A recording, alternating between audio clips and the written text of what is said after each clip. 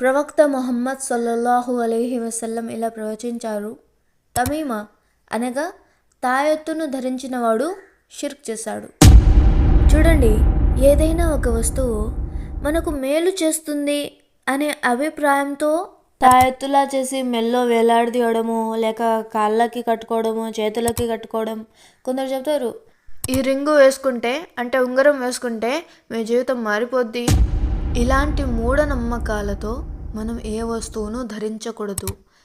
కొంతమంది అంటారు తెలియక, ముస్లిం అంటే తావీజ్లు కడతా ఉంటారు, తావీజ్లు వేసుకుంటా ఉంటారని.